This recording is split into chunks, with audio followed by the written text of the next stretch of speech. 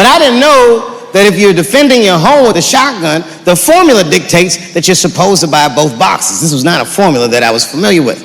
It goes like this. The 6 shots in 12-gauge shotgun, so when you load the gun, you load it like this. First shot, bird shot. Next shot, buck shot. Bird shot, and then after that, gun's Jamaican. Buckshot, buckshot, buckshot.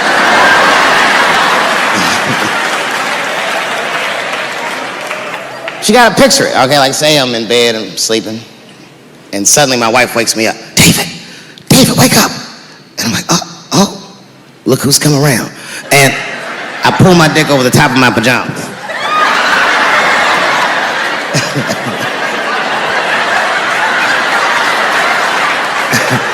And she says, no, I hear something. I go, oh, this bitch. So I get up out of bed,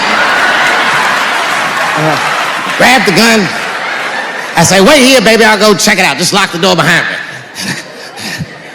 Oh my God, she's right there in the kitchen is a heroin-addicted white, and he's digging through the change jar by the door. I worked really hard for that change. I gotta do something. So first, I wrap the shotgun. Hey, motherfucker, click, clack.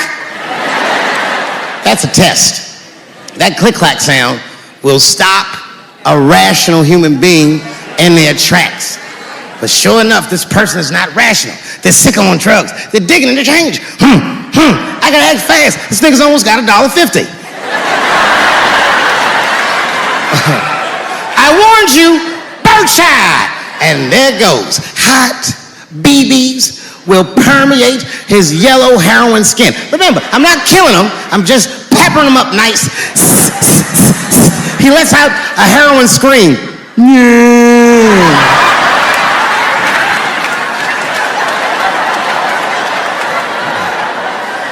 And that should be the end of it.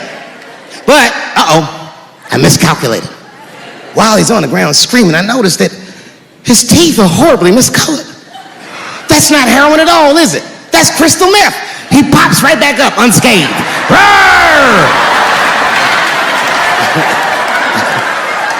Time for the heavy stuff. Clack, clack, buckshot! And then if you got a friend with him, I got one more bird shot left. And I repeat the cycle. After that, nigga, it's slugs for everybody. And I'll be in a kitchen full of dying heroin addicts, saying stupid heroin last words. You shot me, bro. Oh, it hurts, man. It hurts. Their last words are always the dumbest words. Like, why is your dick out?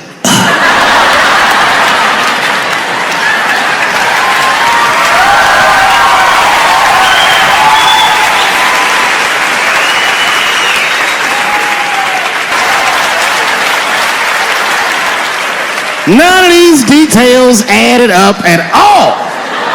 He said he's walking down the street in Chicago and white dudes come up to him and say, hey man, aren't you that faggot nigger from Empire? The fuck? Does that sound like how white people talk? I know white people. They don't talk like that. Are you that faggot nigger from Empire? They would never say that. It sounds like something that I would say.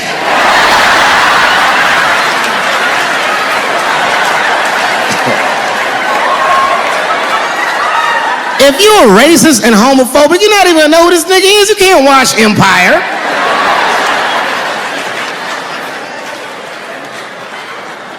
Black people never feel sorry for the police, but this time we even felt sorry for the police. Can you imagine if you was a police veteran taking this kid's police report? Okay, Mr. Smouillet, please tell me what happened. All right, you're 2 a.m. You left the house at 2 a.m. It's minus 16 degrees. All right. You were walking. All right. And where were you going? Subway. Sandwiches?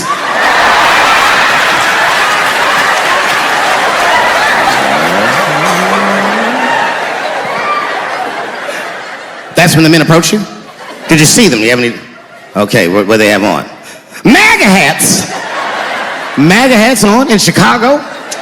Excuse me one second, Mr. Smouillet. Frank, come here for a second. Find out where Kanye West was last night.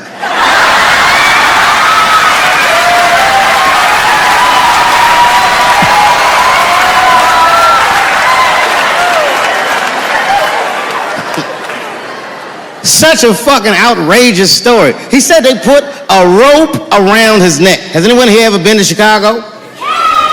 All right, so you've been there. Now tell me, how much rope do you remember seeing? Who the fuck is carrying rope? Like, when did you get mugged, nigga, in 1850? Who's got rope? Who's got rope? Man, that shit was awful. So, okay, I'm doing a show somewhere, and I'm on stage, and I was a little drunk, you know. I figured, fuck it, let me talk about that nigga a little bit. I figured to be safe, because, you know, everybody's phones are locked up. And I went in on this kid. I was talking all kinds of shit. Now, I didn't know that there was a journalist in the audience. And unfortunately for me, that motherfucker took impeccable notes. He told everybody everything I said. He was even putting the jokes in the headline. The headline said, Dave Chappelle says he wants to smash a dollhouse over Juicy Smouillet's head.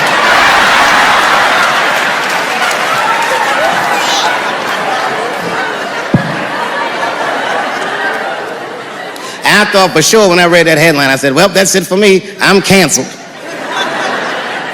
But lucky for me, that very same day, the Chicago police caught the motherfuckers that actually did it. And hilariously, they were both Nigerian. Not only were they not white, they were very, very black. They were Nigerian, which is the funniest shit. The whole story is funnier now. This is mugger country, you faggot nigga. You faggot nigga.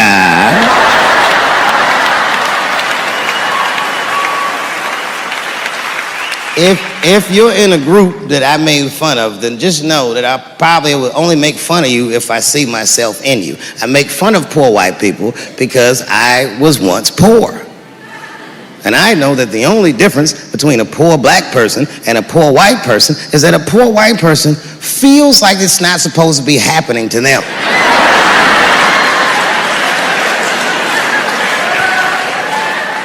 Everything else is the same. I know what it's like to have a cold house. I wasn't allowed to touch the thermostat growing up without asking my father. And it would be fucking freezing in the house. I'd be like, Dad, please, can I please just turn the heat up to like, I don't know, 32, nigga? It's really cold. And my dad would say, just put more clothes on, David. Got all three of my outfits on, nigga. When you look at me, I'm freezing up here. And he said, just don't think about how cold you are, David. And I said this, I didn't say it to him, but I said it in front of him so he could hear it. I said, I fucking hate being poor. And my dad got really upset. He didn't scream or holler, that wasn't his way. He just threw his newspaper on the floor and he said, David, David, David, you are not poor. He said, poor is a mentality. He said it's a mentality that very few people ever recover from. Don't you forget it, son. You are broke.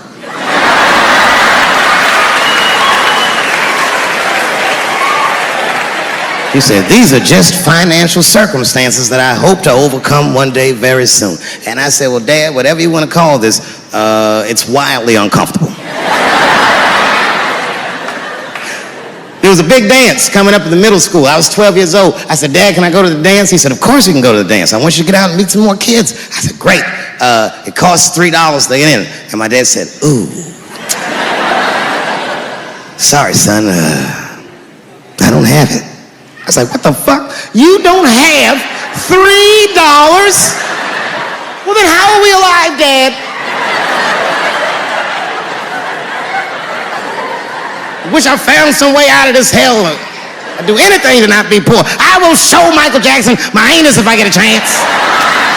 I just gotta get out of this hell. Dad said, if you want to go to the dance bad enough, I tell you what, there's some money in the change jar, get the money from there. I was 12 years old, that's what I did. I showed up to the dance early. There's a long line of kids waiting behind me while I'm at the door trying to count out 300 pennies to get inside. I will never forget this shit as long as I fucking live. Oh man, you know, if you've been poor, you know what that feels like. You were shamed all the time. Feels like it's your fault. And all them kids was laughing, ha, ha, ha, ha. Look how poor Dave Chappelle is. Like when I think back at it, that's really the only time in my life that I ever thought to myself, I should kill everybody at school.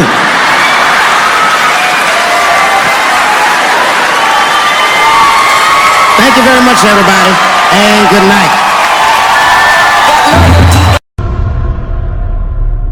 I came back here where I started because I will shoot my final Netflix special tonight.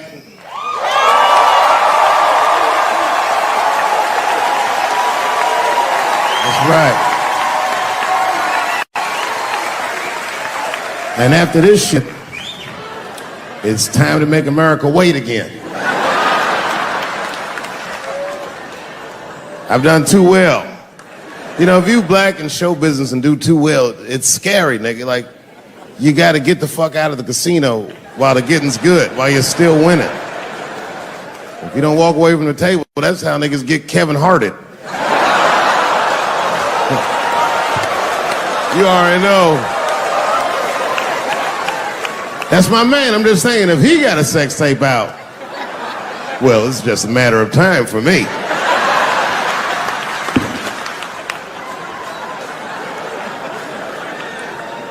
But you know why I be thinking sometimes I want to stop doing comedy?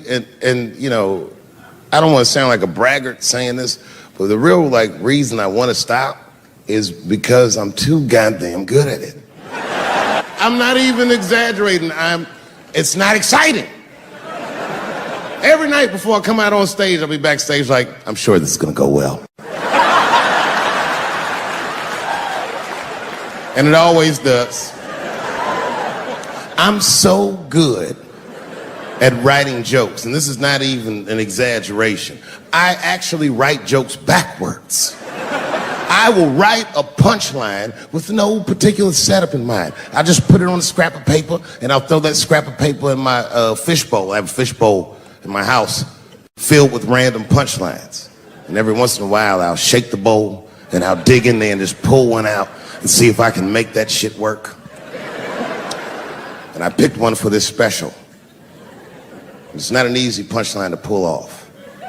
Are you ready? Yeah. Here it goes.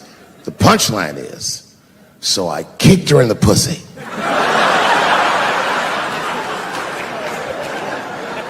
I haven't finished the joke yet. I just know whatever happens in the beginning of the joke, at the end of the joke, for some reason, I'm gonna kick somebody in the pussy. And it's going to be hilarious. And you know what's weird? I've always remember a time when I wasn't. You know, when I was growing up, I was probably about 8 years old, and at the time, we were living in Silver Spring. Yeah. Yes. Common misconception about me in D.C. A lot of people think I'm from the hood. That's not true. But I never bothered to correct anybody because I wanted the streets to embrace me. As a matter of fact, I kept it up as a ruse. Like sometimes I'll hang out with rappers like Nas and them, and these motherfuckers will start talking about the projects. Yo, it was wild in the PJs, yo. And I'll be like, word, nigga, word. But I don't know. I have no idea. My parents did just well enough so that I could grow up poor around white people.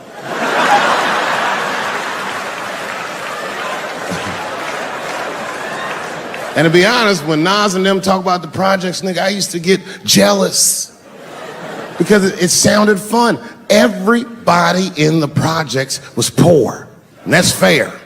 But if you were poor in Silver Spring, nigga, it felt like it was only happening to you. I know the pain of that first sleepover at a white friend's house. And you come back home on Sunday and just look at your parents like, y'all need to step your game up. Everything at Timmy's house works. Remember the first time you saw that? In a cold winter, and you be at a white friend's house and see the motherfuckers in their living room without their coats on?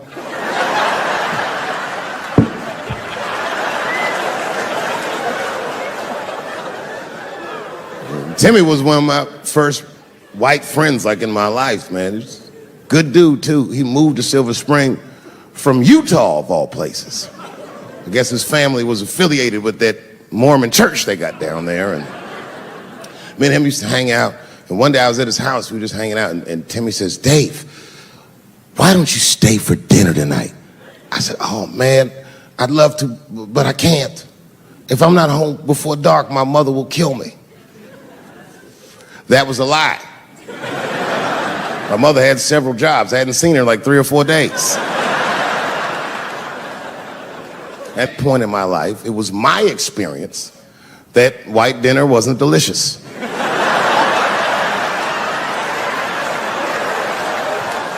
I'd rather go home and fry some bologna or some shit like that.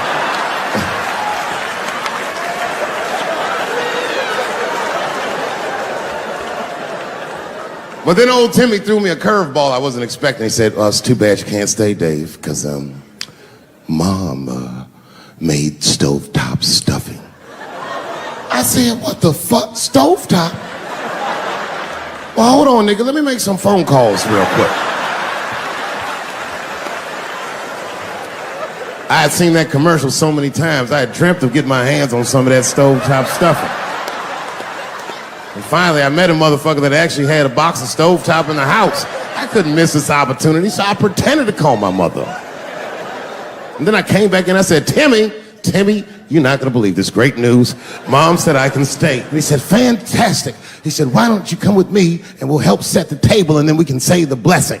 I had no interest in setting this motherfucker's table or saying these crazy ass Mormon prayers. I just wanted that goddamn stuffing.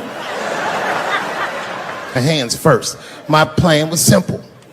Wash my hands slowly, and by the time I'm done, the table will be set, the blessing will be said, and all that there will be left to do is eat. Went to the bathroom. I washed my hands very slowly. I must have been in there for about 10 minutes. And suddenly, one of his mothers came to the door.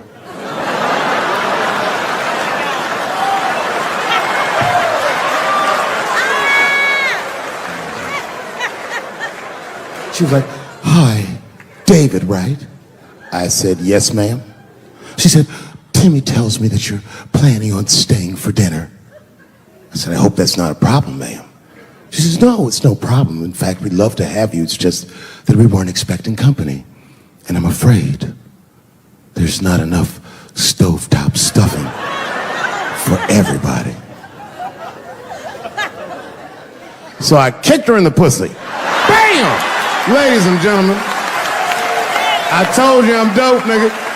I told you what I was gonna say and you still didn't see it coming. And that's why I make the big bucks.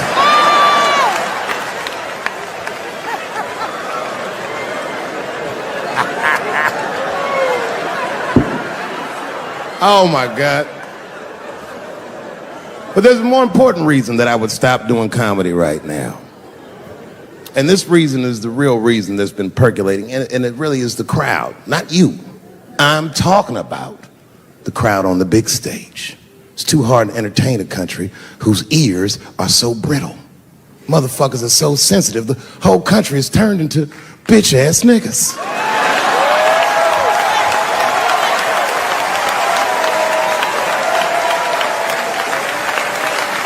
Everything you say upsets somebody. You know, I can remember when it all started. It was when I was doing Chappelle's show. When I was doing Chappelle's show, I used to do the show, and then on the weekends I do like concerts and shit like that. So I'm doing a concert, and there was a couple in the front row, beautiful couple. The wife was obviously Asian. You could see it in her face.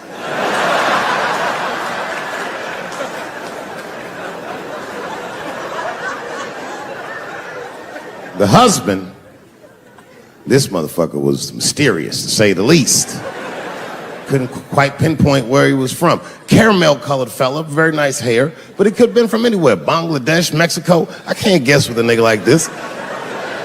All I knew for sure about this guy is that his wife was a bitch. I could see that in her face, too. No, he was laughing and having a good time, and she was scowling at me at a goddamn comedy show. I couldn't figure it out. And then I realized at some point that she was pregnant, and I was smoking on stage. I said, oh my God, that's probably why she's mad. So I started to put my cigarette out, but then she hit me with one of them fake non-smoker calls. So I just kept smoking. I thought to myself, bitch, that babe will be fine, relax. And I tried to break the tension. I just asked her. That's all I said. I go, hey, where are you guys from anyway? And I could tell that she was on to me. She goes, very condescendingly, she says, I'm from California. If you're asking my ethnicity, I am Chinese. He was like, I'm Mexican, bro. I said, well, I'm sorry if I offended you by asking, but you're a very beautiful couple. And miss, there's no question that you're going to give birth to the hardest working baby this world has ever seen.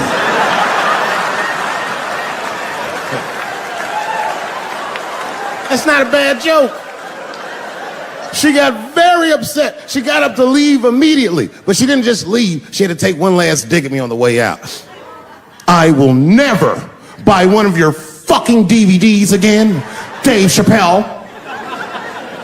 I said, ma'am, with all due respect, Chinese people don't buy DVDs.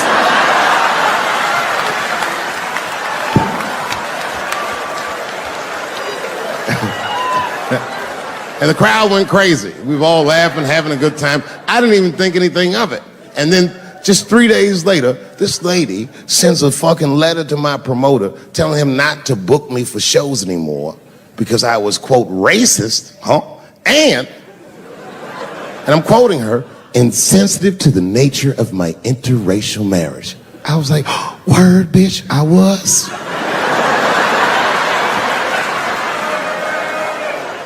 If she would know that I myself am in an interracial marriage. That's right.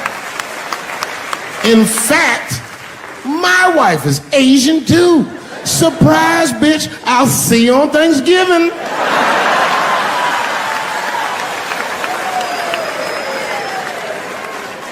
But my wife's not Chinese. She's Filipino. That's right. And our kids are Puerto Rican somehow, so there you go. But I don't give a fuck about interracial marriage. In fact, you know what? My mother is half white. A lot of people don't know that. Well, all right, you were a little too excited, but okay.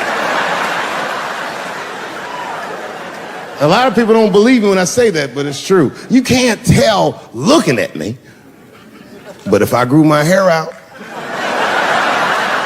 you would think you was at a fucking Cat Williams concert. My shit is beautiful. But motherfuckers are just taking it too far. I don't know why or how everybody got this goddamn sensitive. You know who hates me the most? The transgender community. Yo, yeah, these motherfuckers. I mean, I didn't realize how bad it was. These motherfuckers are really mad about that last Netflix special.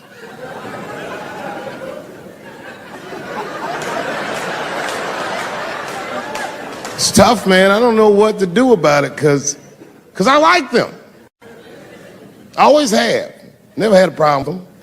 You know, just fucking around.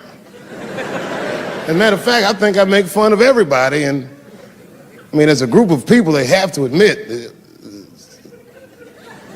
kind of fucking hilarious, man. I'm sorry, bro. It's like, I've never seen somebody in such a hilarious predicament not have a sense of humor about it. They're born feeling like there's something other than they're born as, and that's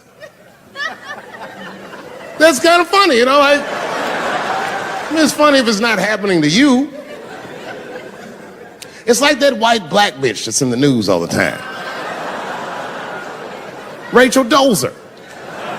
She's a white woman, but then she dressed up like a nigga and shot her way up to the very top of blackness. And I always wanted to meet her just so I could understand. I just wanted to like have dinner with her so I could just look in her eyes and call her a nigger to her face. The fuck is that bitch talking about? I identify black. That is trans talk, lady. Stop biting. Stop biting. There's a big difference between her and a trans. The difference between her and a trans is I believe transgenders. I don't understand them either, but I know they mean what they say. Them niggas cut their dicks off. That's all the proof I need. I've never seen somebody just throw their dick away. Don't need it.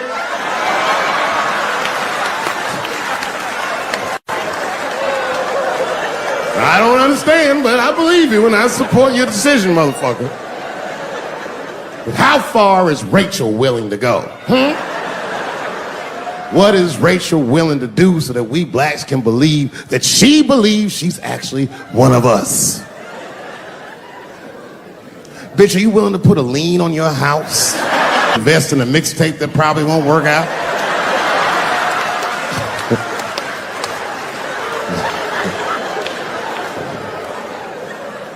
She didn't even change her name. Didn't even change her name. Her name is Rachel. I can't believe in that name. If you want my support, you're gonna have to change your name to the blackest shit I've ever heard. Bitch, you're gonna have to change your name to Draymond Green. I don't know a blacker name than that. That shit is black on paper. If you type Draymond Green into Airbnb, that shit will log off automatically.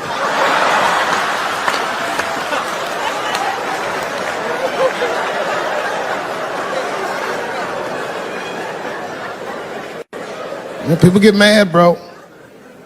People get mad about everything I say. I was doing a show.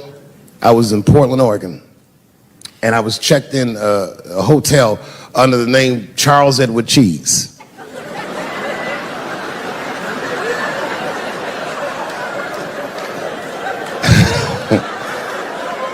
I came back and there was a note. It was like a letter on my desk. It was addressed to Mr. Cheese.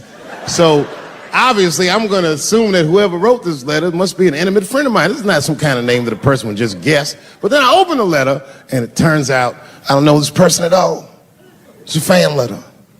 You know, I'm not even used to the idea that I have fans, but I'm grateful for it. And even though I'm grateful for fans, I don't read those letters. It'd be nice if I did, but realistically, it's like, what am I, Santa Claus, nigga? I don't have time for this. Like, got shit I want to do. I'm trying to chill. Read all these dreams and wishes from strangers. But I read it. I'd already opened it. So I just read the whole letter. And you know what, man? Whoever wrote this letter truly loves me. I mean, they were really fucking nice in the letter. And then they described to me what it was like to come to the show, how excited they were, how much fun they were having. And then they said that when I got to my jokes about transgenders, that they were, quote, devastated. Because it turns out that whoever wrote the letter was transgender. Now I'm going to be real for a second. You got to understand, I never feel bad about anything I say up here.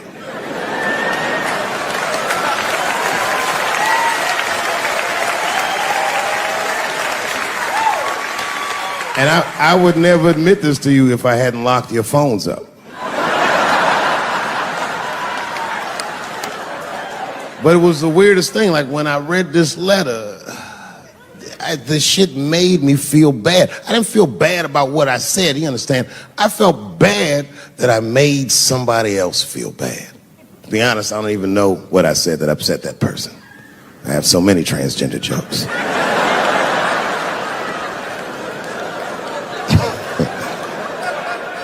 But I feel like it was probably this joke I'm about to tell you right now. And it's not even that bad of a joke. It's a true joke. I mean, it's not true, but I had read in the paper that Caitlyn Jenner was contemplating posing nude in an upcoming issue of Sports Illustrated. And I know it's not politically correct to say these things, so I just figured, fuck it, I'll say it for everybody else. Yuck. Oh, sometimes I just want to read some stats. I don't know why you're gonna cram some man pussy in the middle of the sports page like this. I just didn't think that was the place for it. But I wasn't saying anything like Caitlyn Jenner's a bad person. I'm not mad at her for doing it. Not even mad at Sports Illustrated. If I'm mad at somebody, I'm probably just mad at myself. You understand? Because deep down, I know that I am not strong enough to not look at those pictures.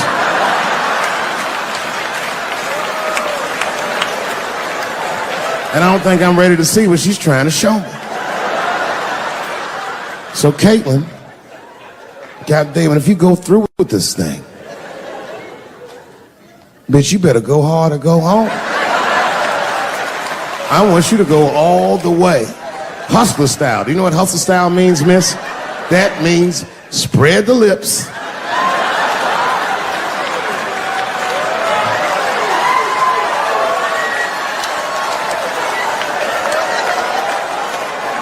I hope she spreads her lips and there's an itty bitty dick inside. Ah!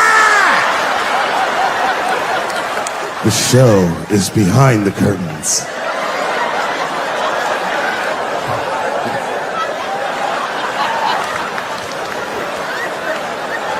I don't know what I said that upset that person. But I'm gonna tell you something.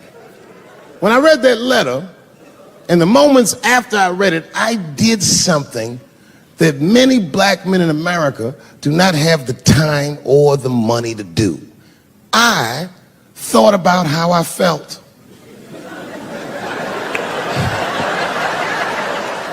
I asked myself a very basic question that I don't think I ever directly contemplated. I said, man, Dave, if you're writing all these jokes, do you have a problem with transgender people? And the answer is absolutely not. The fuck do you guys think I am? I don't understand all the choices that people make. But I do understand that life is hard and that those types of choices do not disqualify you from a life with dignity and happiness and safety in it.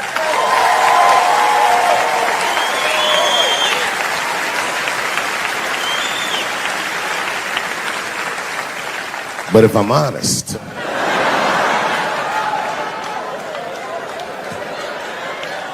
my problem has never been with transgender people. My problem is transgender people. I just feel like these things should not be discussed in front of the blacks. It's fucking insulting, all this talk about how these people feel inside. Since when has America given a fuck how any of us feel inside?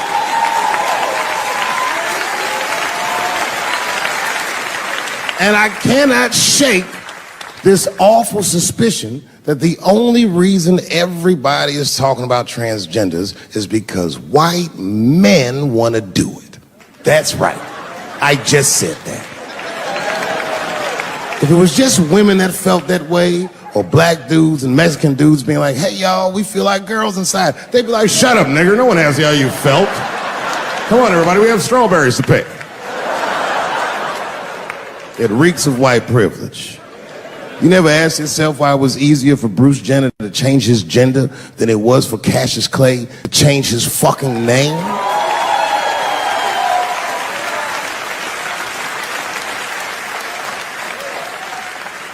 And if I were to be brutally honest, the only reason I ever been mad at the transgender community is because I was at these niggas for 6 songs straight.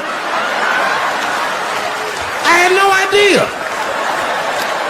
And then the lights came up and I saw them knuckles. I said, oh no!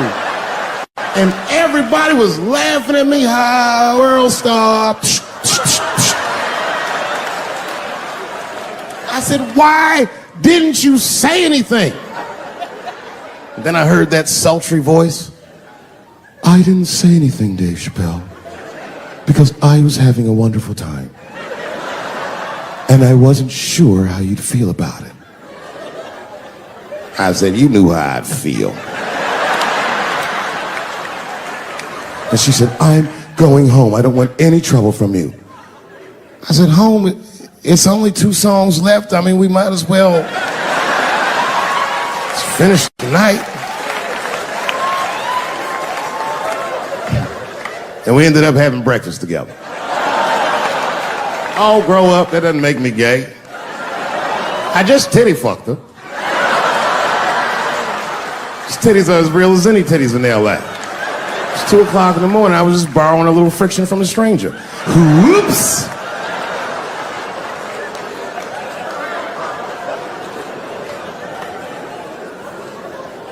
It's the madness of youth. It's the types of mistakes that a man makes when he's young. I wouldn't even know that it's necessarily a mistake. It was a wild night out. But I don't do it like that anymore. I'm old. I'm 44 now.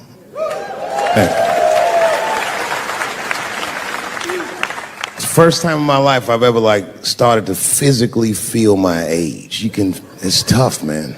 You know how I know I'm getting old? This is embarrassing, but I was in my hotel room. I'm not gonna lie, I was jerking off, and I was really sweating it out. And this is when I knew I was old. I just gave up in the middle, like nothing even happened.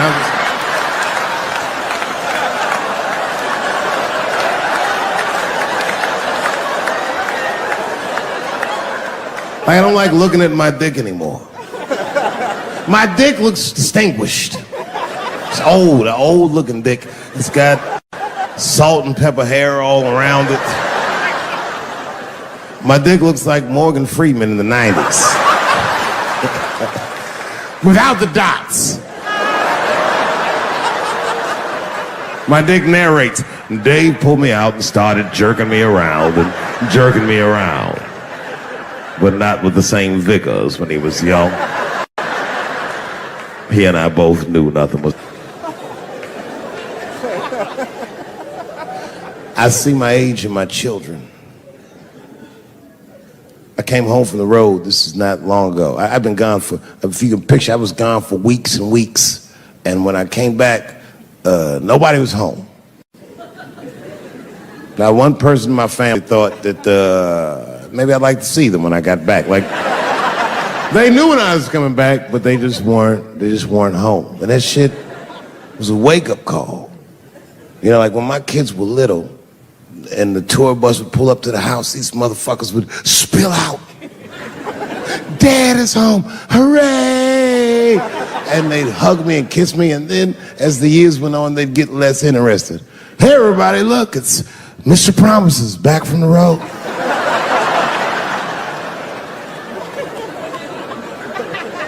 But an empty house, that's some cold shit. And I went into my oldest son's room. I was like, hello, hello. He was gone.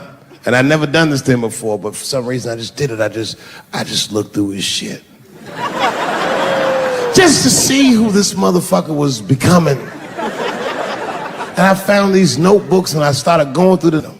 Written as his handwriting. I didn't even know this nigga wrote poems. And then I looked through his drawers and I opened up his middle drawer. And I found this rolling paper. And I looked down at them papers like, oh, that's where that poetry's coming from.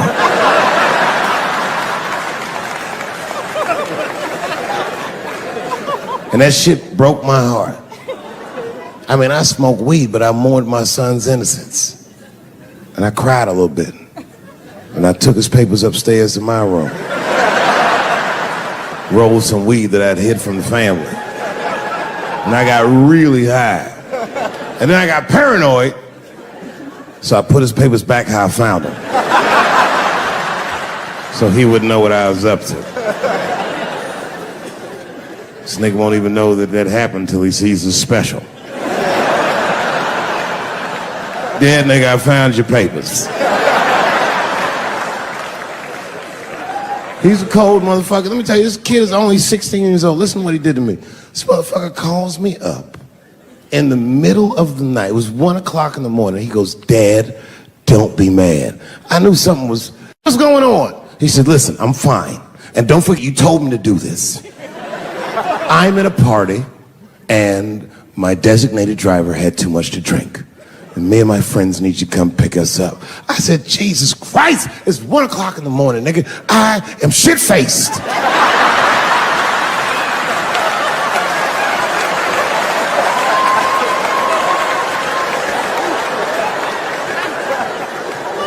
But I figured, fuck it, it's better me than some kid. I might as well roll the dice and go pick my nigga up. I said, all right, I'm coming to get you. Just give me the address and I'll be right there. And then he gave me the address and I was shocked. I said, son, you are not gonna believe this, but I'm at the same party, nigga.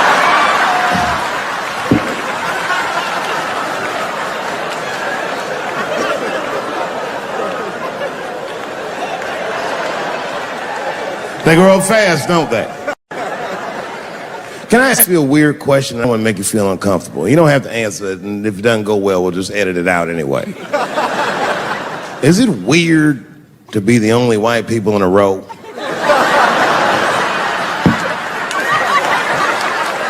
Is it weird? I mean, to be honest, does it feel strange? Are you worried at all? Give me your money, motherfucker. I'm just fucking around. I'm just saying. This guy got ice in his veins. He didn't even buckle. You know, like many black men my age, the first time I voted was 8 years ago. Right. I saw Obama on TV and said, oh, I'm voting for this nigga. I remember the day I voted for Obama. I voted in Ohio, and my vote matters in Ohio. Ohio is a battleground state. But when I pulled up to the polls, all the soldiers were in line. There were so many black people in that goddamn line, I didn't even know it was a polls. I thought it was a check cashing place.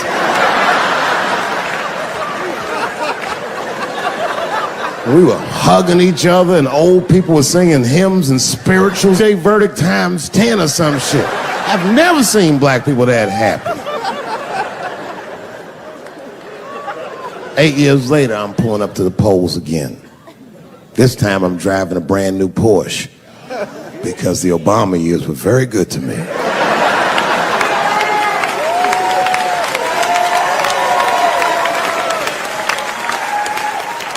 I was early voting, and when I parked my car, I figured out something that it would take the rest of the country another week to figure out.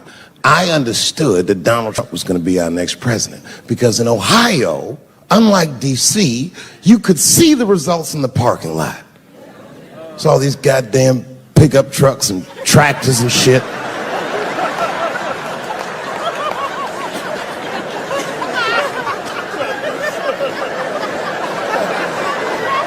And then I walked up and I saw a long, long line of dusty white people.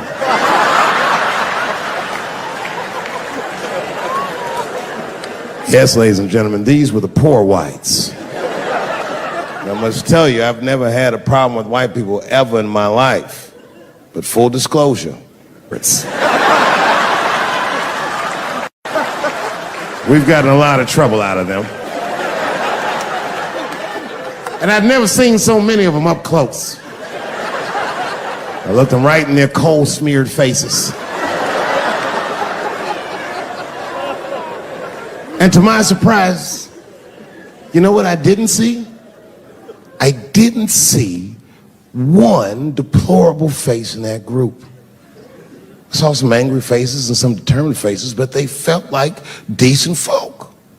No, they did. In fact, I'm not even lying, and I didn't sound fucked up, but I felt sorry for them. I know the game now. I know that rich white people call poor white people trash.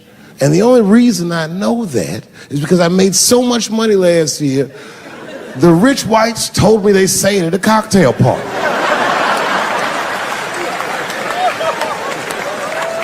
And I'm not with that shit. And I stood with them in line like all of us Americans are required to do in a democracy. Nobody skips the line to vote. And I listened to them. I listened to them say naive, poor white people things. Man, Donald Trump's gonna go to Washington and he's gonna stand there thinking to my mind, you dumb motherfucker.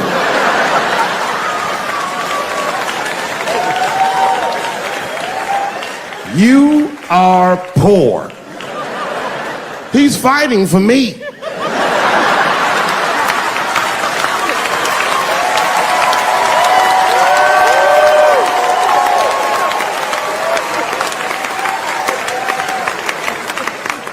And they all looked at me. They could tell who I was voting for just as easily as I could tell who they were voting for. But do you guys know what we all had in common? Not one of us, not a single one of us, looked like we felt good about what we had to do in that booth. We were just doing our goddamn duty. Yes, I voted for Hillary Clinton. Of course I did.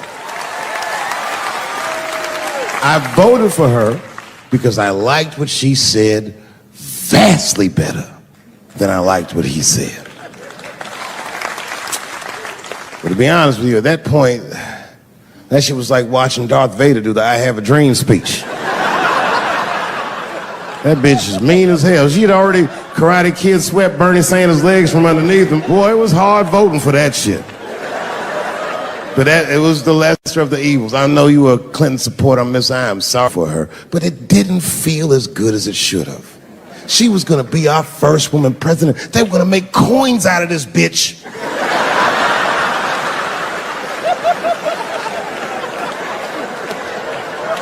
And somehow she just missed the dunk.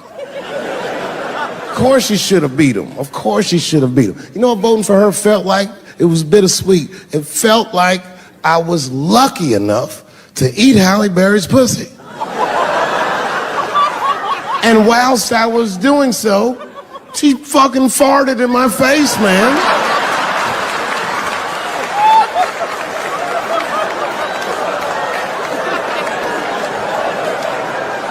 Now you understand, I'd still do it. But boy, I wish she didn't fart in this great nation's face. I voted that day, and then that same day I flew to New York City. I had work. That night I was in a comedy club in New York, and I said to an audience almost exactly what I just said to you. And I didn't know that there was a journalist in the room.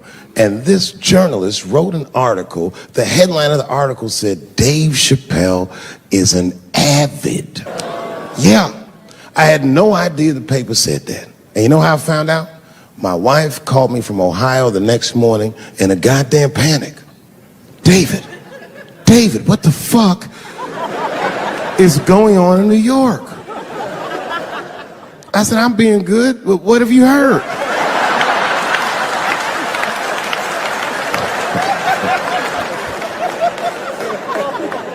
And my wife said, the paper is saying that you're a Donald Trump supporter. I was like, whew.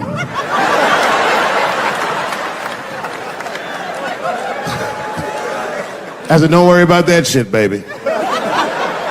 Nobody in their right mind would believe that. And she said, no, David, people believe it. And then she started reading the comments to me.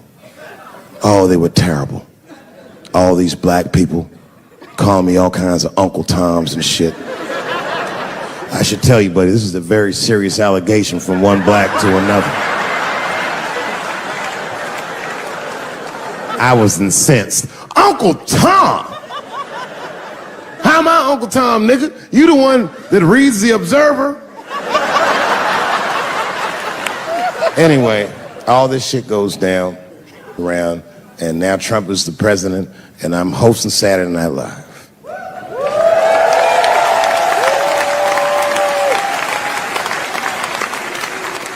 And I didn't really prepare my monologue, I just kind of winged it.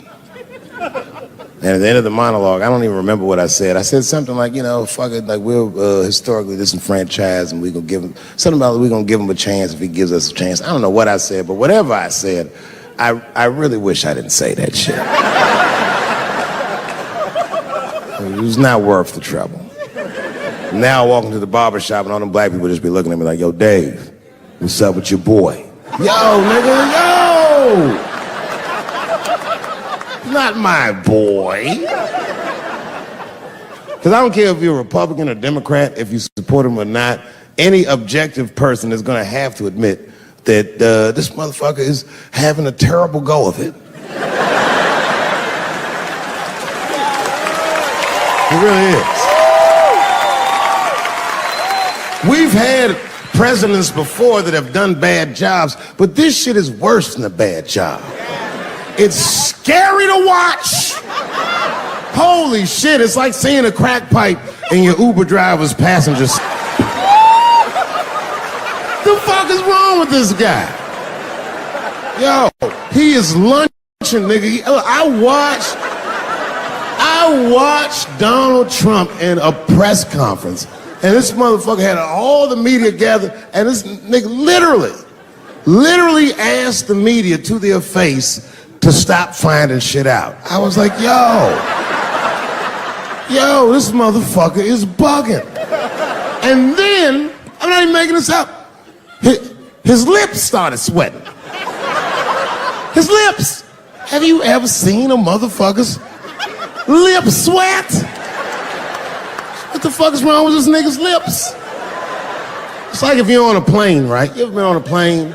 I get scared to fly. I do it all the time. I be scared on there. And sometimes the plane will hit turbulence. And then I get nervous. But I always look at the flight attendant, and she looks calm, and it makes me feel calm.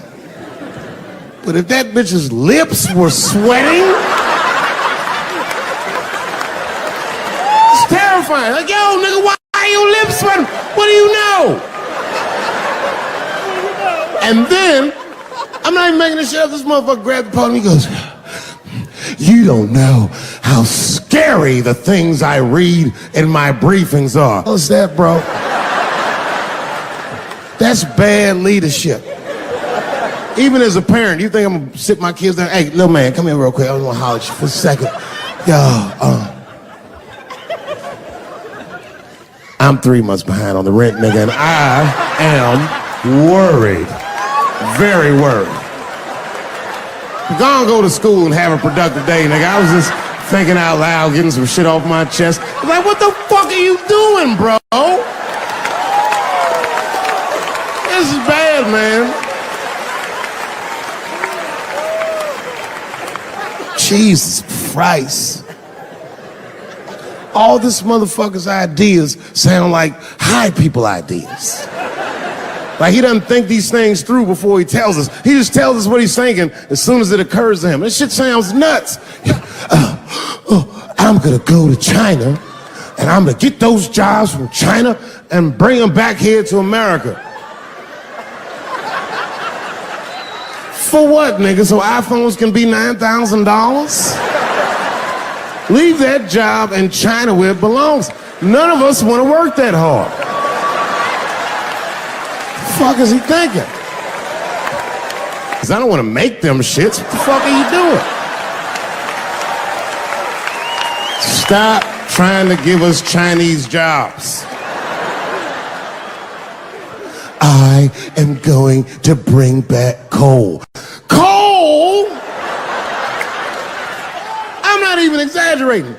I have never in my life even seen a fucking lump of coal. I honestly don't even know what coal is for. If you're gonna have motherfuckers digging around in the dirt looking for shit, find me some truffles, nigga. That's what I'm about. And these truffle prices are getting out of control. If it gets any worse, I'm gonna be back down to regular butter like everybody else. Terrible, terrible job. This motherfucker hit North Korea with rap battle threats. Fire and fury, like, yo, what are you doing?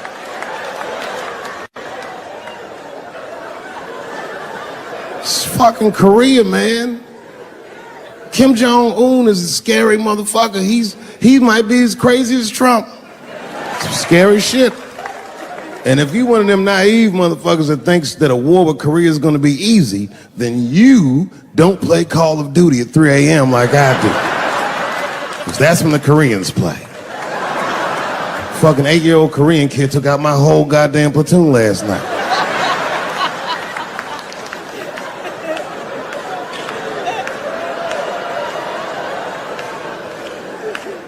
I've never seen somebody in the office so high with the most just basic fucking solutions. Like, you know, we should not let any more Muslims in the country till we can figure out what's going on. Did he just say, figure out what's going on?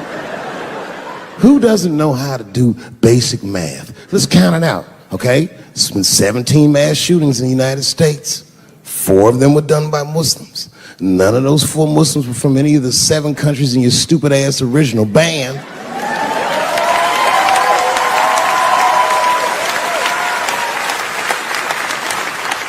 And since he brought it up, the other 13 shootings were done by the Tiki Torch whites.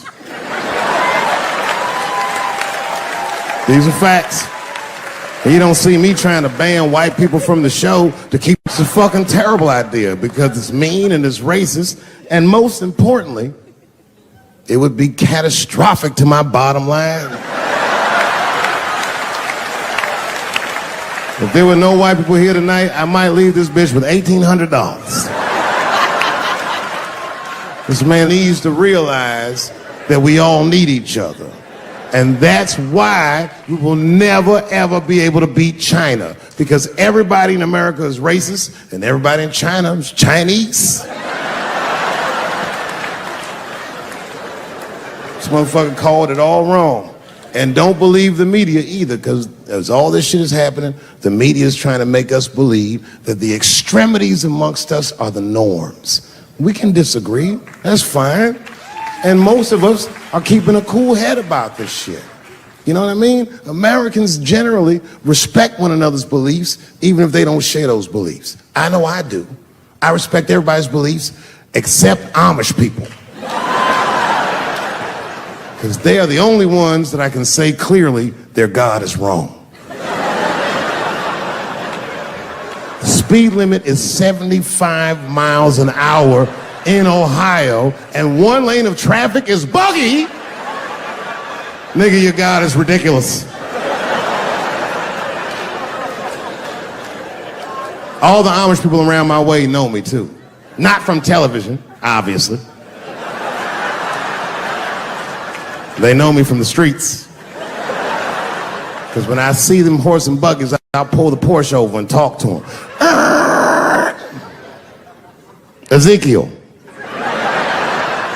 Ezekiel, are you sure that God doesn't want you to have any of this technology or this energy? Huh? Huh? I can't hear you, nigga. Let me turn this air conditioner off. What did you say? And them niggas be like, get away from me, ye. Ye tried to tempt me like the devil. Devil? Nah, bro, I'm trying to put you on to the game, Zeke. It's a big world out here, nigga. I just went 25 miles in 30 minutes. That's a day's journey for you. You don't even know what the weather's gonna be tomorrow, do you? I do. You don't even know that there's a valuable Pokemon right on your... I drive away. Huh? Oh, my vape pen? You want to hit my vape pen? Oh, sorry, nigga. I'm trying not to get herpes. My bad. I've been playing cat and mouse with herpes for 30 years now, buddy. Every night I go to the club, I'll be like, not tonight, herpes. No disrespect. I'm not saying you have herpes. I'm just saying 1 out of 5 people do. So let's just all be careful around this motherfucker and make sure that we leave with the lips we came with.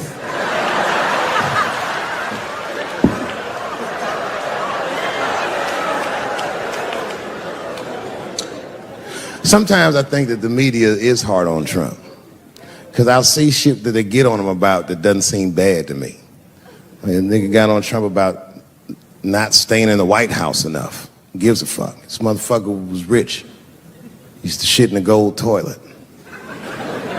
It's true. I don't know if you've ever been to the White House. It looks like a very nice place to work, but I wouldn't want to live in that Scooby-Doo ass house either. That shit's terrifying looking. Imagine you trying to jerk off.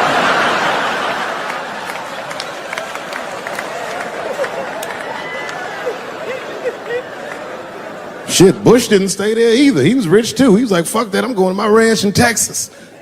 Obama was the first motherfucker to move into the White House like, this is a nice place.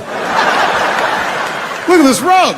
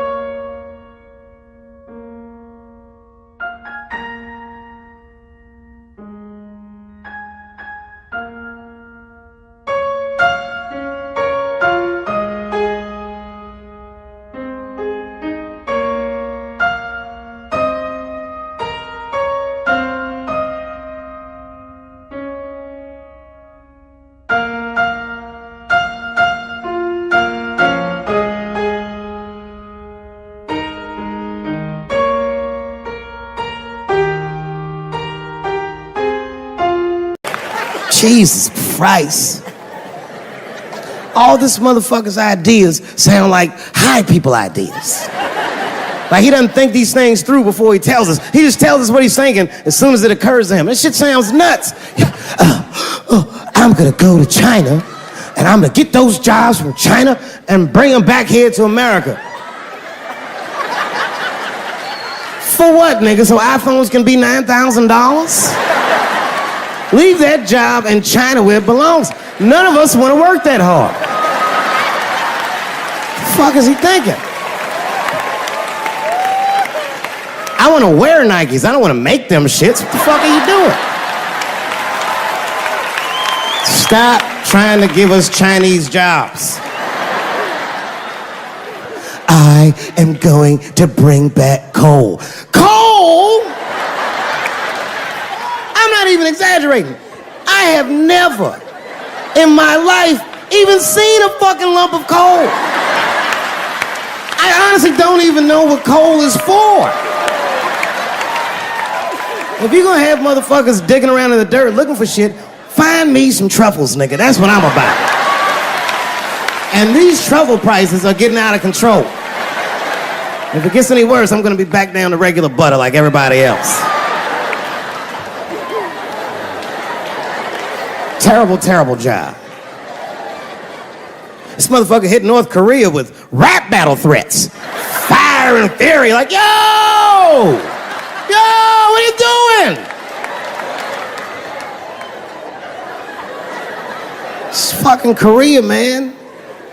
Kim Jong-un is a scary motherfucker. He might be as crazy as Trump. Some scary shit. And if you one of them naive motherfuckers that thinks that a war with Korea is gonna be easy, then you don't play Call of Duty at 3 a.m. like I do. Because that's when the Koreans play. Fucking 8-year-old Korean kid took out my whole goddamn platoon last night.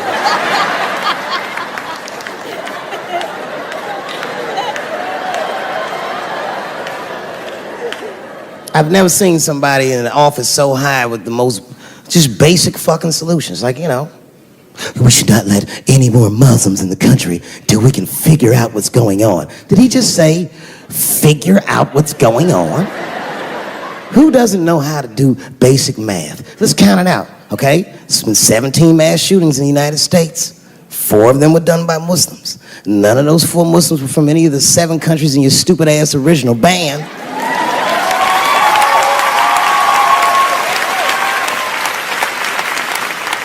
And since he brought it up, the other 13 shootings were done by the Tiki Torch whites. These are facts.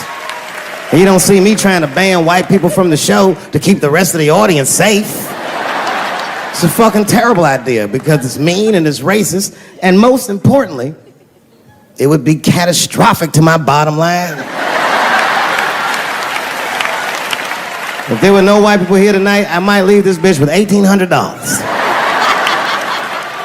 This man needs to realize that we all need each other. And that's why we will never, ever be able to beat China. Because everybody in America is racist, and everybody in China is Chinese. This motherfucker called it all wrong. And don't believe the media either, because as all this shit is happening, the media is trying to make us believe that the extremities amongst us are the norms. We can disagree, that's fine. And most of us are keeping a cool head about this shit. You know what I mean?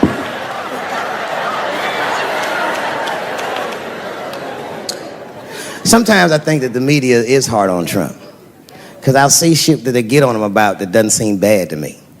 I mean, a nigga got on Trump about not staying in the White House enough. Who gives a fuck? This motherfucker was rich. Used to shit in a gold toilet. It's true. I don't know if you've ever been to the White House. It looks like a very nice place to work, but I wouldn't want to live in that Scooby-Doo ass house either. That shit's terrifying looking. Imagine you trying to jerk off in the crib and Abraham Lincoln's just looking at you like...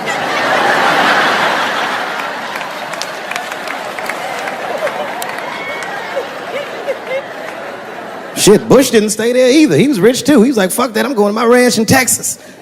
Obama was the first motherfucker to move into the White House like, this is a nice place. Look at this rug.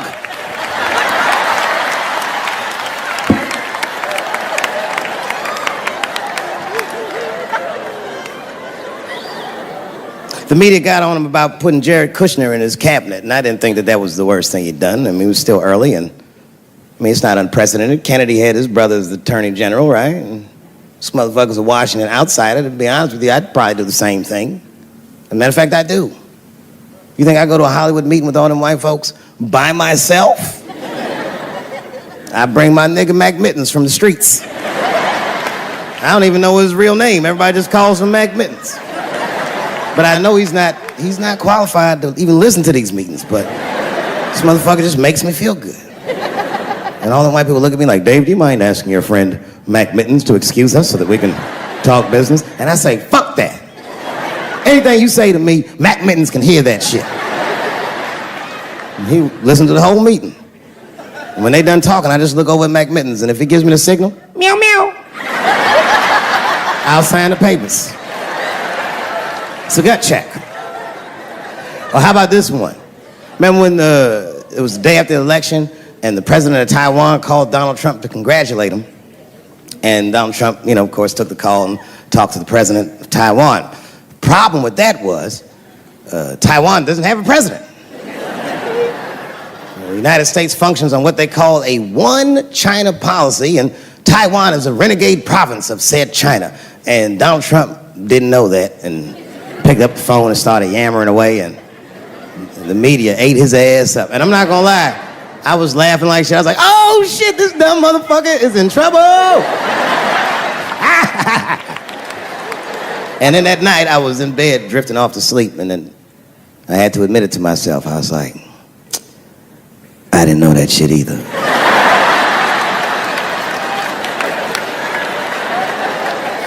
And then I realized the media got the story wrong. The story wasn't that Donald Trump took the call.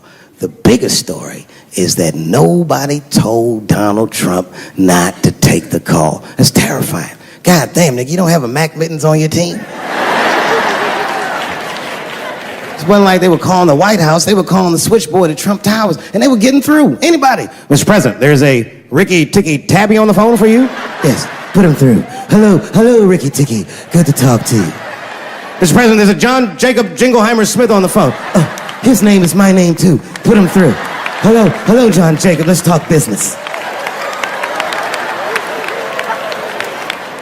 How many people in this room are not originally from the United States? My round of applause. Not to get deep, all these movies probably started, not even the 60s. All this shit started in 1945. That's when America just fucking lost its mind. It was after that Second World War. Think about it. Because black Americans went off and fought in the war. They went to Europe. They made more money than they ever made in America. They might even got their dick sucked by white women. And then they came back to the United States and they looked around and they said, you know what? I don't like the way I'm being treated around here. But it wasn't just black dudes. At the same time, all the women in America went into the workforce because all the men were gone. That's when you see that old poster in the 40s with that dyke, like, we can do it. That's where that's from. And these women made money, and then the dudes came back home and started telling these women what to do, and they were like, yo, I'm not feeling you, nigga. At the same time, the CIA started experimenting with a drug in San Francisco. Back then, nobody knew about it, called LSD.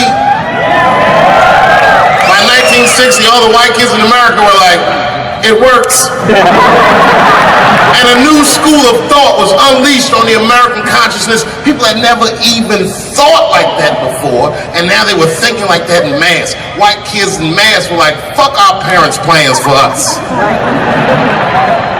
By the time 1960 rolled around, the President of the United States was 42 years old. He was the next best hope.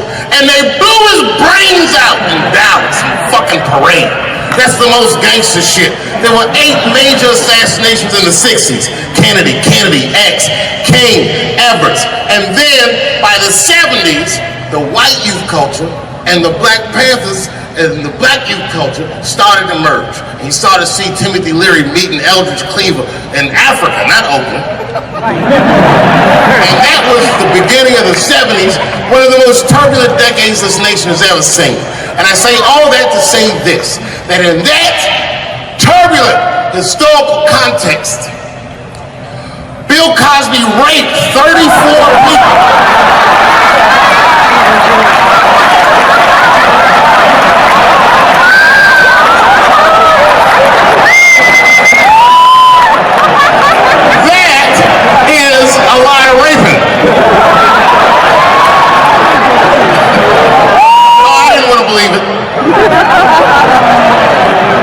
Every time I turned on the TV, I saw another old woman describing one of these antique rapes.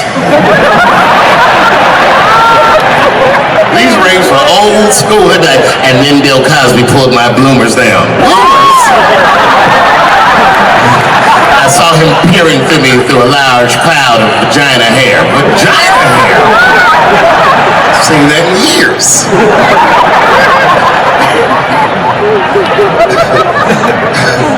I saw that shit. I said, these people are obviously trying to destroy Dr. Cosby's rich legacy.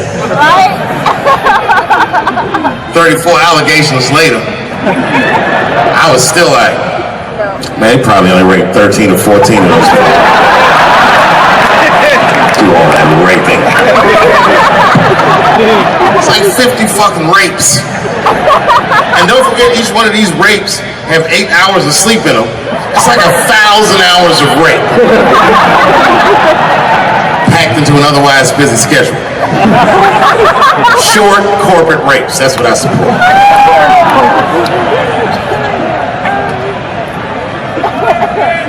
Why would they sleep? That's what I don't understand. Why Bill Cosby making all these girls sleep? Like, look, man, I'm not even as famous as Bill Cosby was, but I know 20 girls I could call right now and be like, yo, come on to my place for a drink, and I'm gonna put something in it, and you're gonna fall asleep, and I'm gonna fuck you while you're sleeping. And they'd be like, cool, nigga, cool. What time you want me to come over?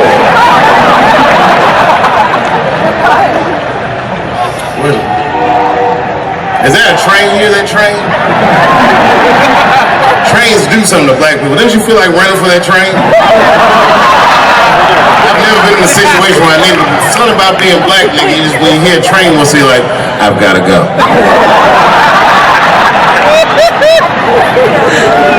Just wanna run away. No, man, for real. It's not comfortable like it used to be. I don't know how transgender people beat black people in the discrimination Olympics. They did. If the cops shot this many trannies, you'd be like, it's a goddamn conspiracy. Right.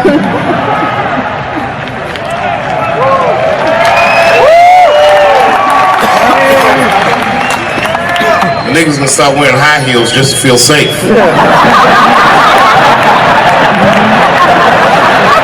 Problem, officer?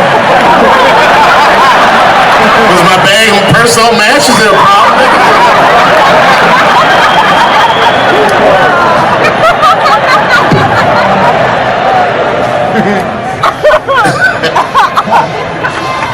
There's too many, man. It's too many. There was one good one in California where the lady got beat up in traffic. You see that shit on YouTube? Yeah. And they beat the shit out of her. You watch the tape, you be like, well, what did she do? Turns out she didn't even do anything. But the good news is the city of LA decided that the court should award her $1.5 million for pain and suffering.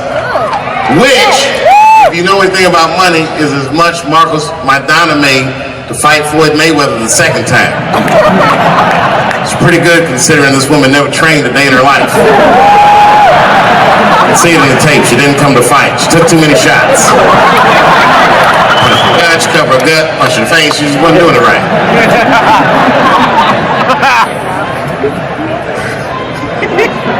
What?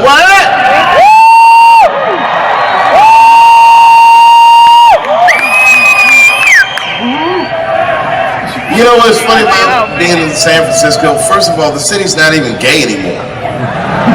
Gay people can't afford to live there. They just visit. Gay people got their money tied up in other shenanigans.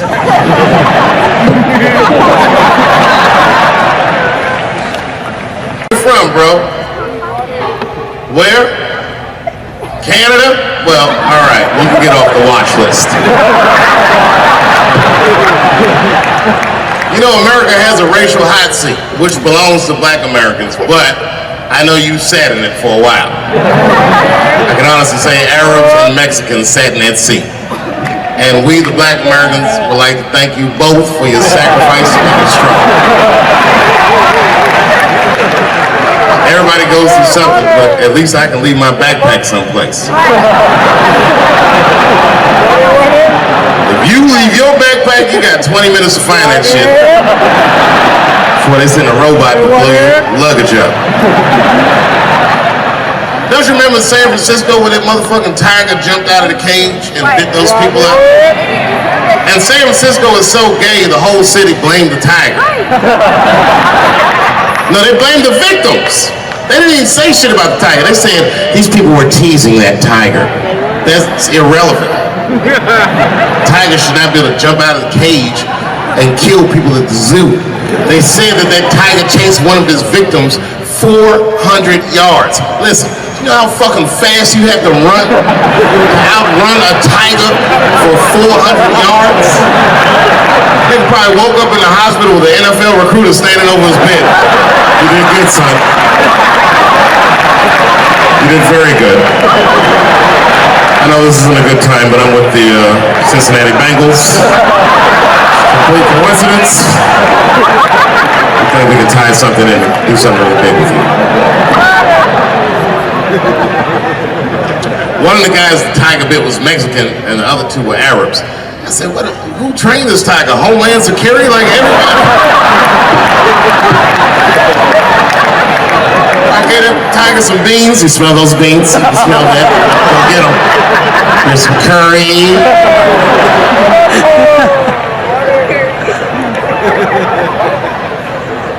I see a lot of Indians in San Francisco. I always wanted to be in a Bollywood movie. Because Bollywood movies are deep, but at the end of the movie, no matter what kind of movie it is, there's always a dance number to make you feel better when you go home. Even if it's Precious. At the end of the movie, Precious would just jump out of the coffin. I don't have AIDS.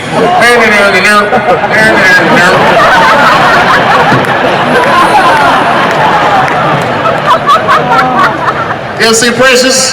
Boy, that was a sad movie. Yeah, that was tough.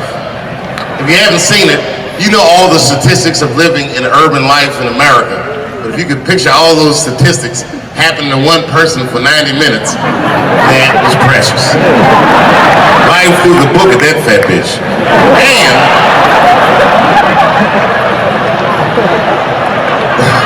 the music haunted me. Because the music was like, you know, like, I don't know, break beats or something. If they had Eddie Vedder do the score for Precious, I'd have killed myself in the movie theater. They had some of that, like, Smashing Pumpkins. Precious was morbidly obese. She couldn't read good. She was a victim of incest, and the baby had Down syndrome. Still the first verse, nigga. You gotta see the movie.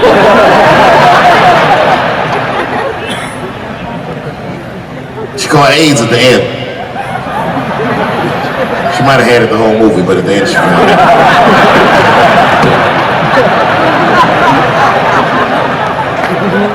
That's one way to lose weight, you know. It's a fucking movie. Precious is a fictitious character. I'm sorry about it. It's a fucked up movie. It was a fucked up movie. I got scared when I went to see Straight Outta Compton and Eazy-E caught AIDS at the end. That shit freaked me out. Because I didn't know you could get AIDS from firing your manager.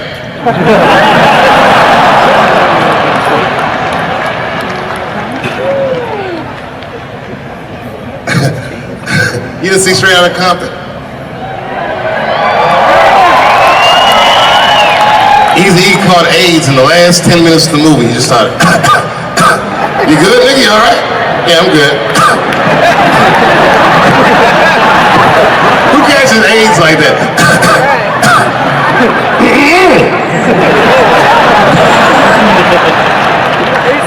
AIDS does not sound like that. It's a racking cough. And AIDS weird that a disease came out of nowhere in the 80s that doesn't kill anybody but niggas, fags, and junkies? What kind of disease hates everybody that old white people hate? I think the government hid that shit in disco balls. Only fun people get AIDS. You never see that guy? I think I'm gonna stay home and read a book. And like an nigga say, I think I'm gonna stay home and cook for myself. Yeah.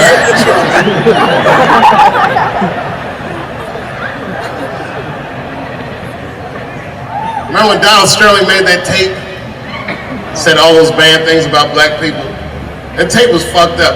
But that goes to show everybody, if you get old and white and racist in America, whatever you do, don't tell your black girlfriend about that shit, because that's who made the tape. She taped everything. The tape was embarrassing. It was like, stop bringing these black guys to my gangs. We were all listening like, well, how you gonna have a gang without us? There's gonna be a lot of bounce passes and layups in that shit. And then it turned out the black guy he was speaking of was none other than Magic Johnson, NBA legend and billionaire. Unfucking believable. Didn't even mention the fact that he had AIDS, which is the first thing I would say to my girlfriend. This guy must be very racist if AIDS is the footnote.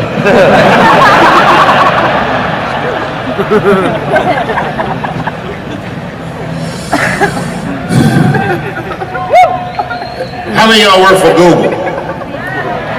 Nobody?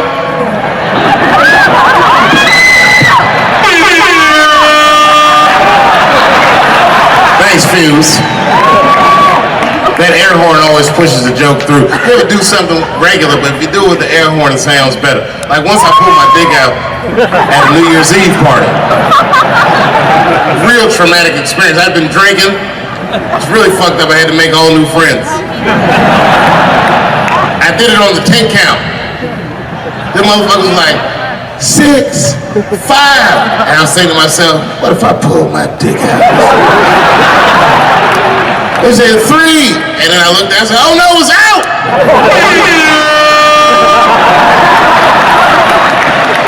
Man, everyone pushed me over the top. I pulled that shit out of the... I was like, oh!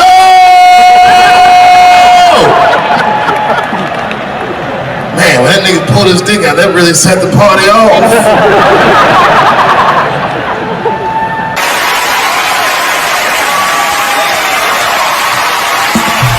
Ladies and gentlemen, Dave Chappelle.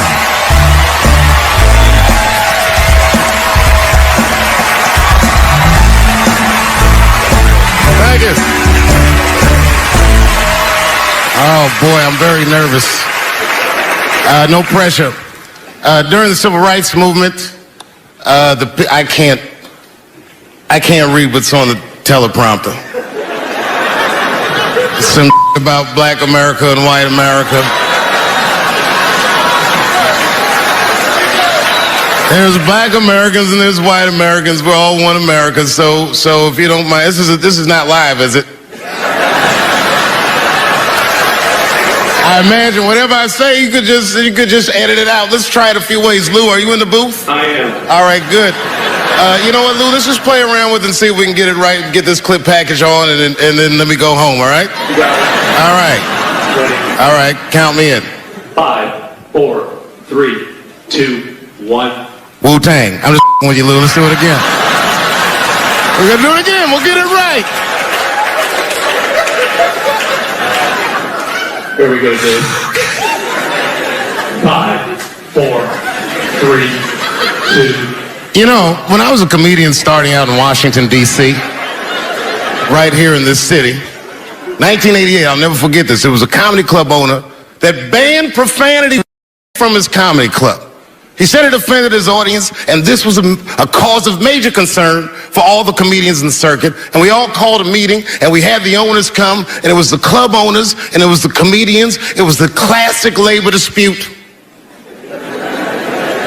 The club owners laid out their case. There cannot be profanity in these clubs because that offends people. And there's a comedian who's still a good friend of mine to this day. He lives right here in Washington, D.C. He stood up. And he said, he's black, I should tell you, because it's important to the story. He says, I use profanity because I live a profane lifestyle. He says, I don't have an insect infestation in my house. I have roaches.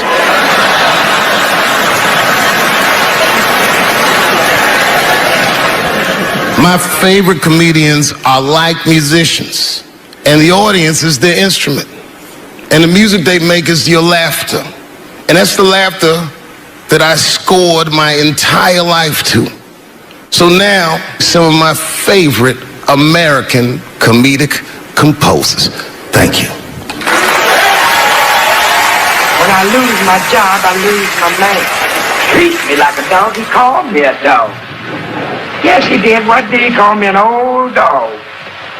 Sometimes I wished I was a dog and he was a tree. When you stop and think, football's a fair sport for my people. Only sport in the world a Negro can chase a white man and 40,000 people stand up and cheer him. See, in my neighborhood, the kids have a kind of a dubious reaction to that whole Santa Claus concept. They just don't believe that a white man will ride a reindeer through Harlem after midnight. In truth, white friend, it's you that all look alike. But look at the black people around you. We're all different colors. Black walnut, burnt elk, almond, chocolate mocha, pecan, vanilla, yellow, mellow, light, bright, and damn near white. We come from the first people on the earth. You know, the first people on the earth were black people. We the first people had thought. Right? We was the first one to say, Where am I? And how do you get to Detroit? I think maybe like 30 years ago, there was a woman that wanted to sing, and a black lady that sang opera that wanted to sing. What was her name? Mary Anderson. And this place was like segregated, and they couldn't sing here. And here we are, like not even 50 years later, a 22-year-old black man on stage getting paid to hold his. God bless America. I gotta go now. Y'all take it easy. Bye-bye.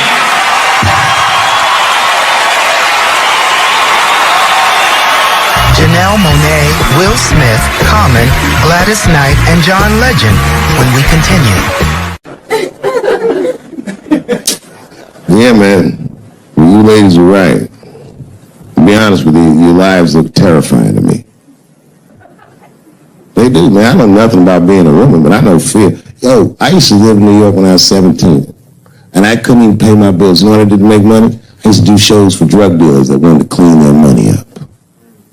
One time I did a real good set, and these motherfuckers called me in the back room. They gave me $25,000 in cash. It's probably 18, 19 years old. I'm scared. I thanked them profusely. I put that money in my backpack. I jumped on the subway and started heading towards Brooklyn at 1 o'clock in the morning. Never been that terrified in my life. I never in my life had something that somebody else would want.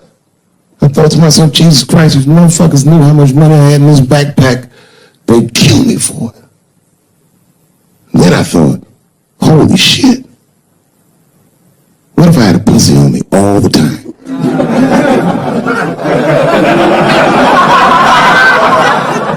That's what women are dealing with. I'm gonna tell you right now. It's real talk.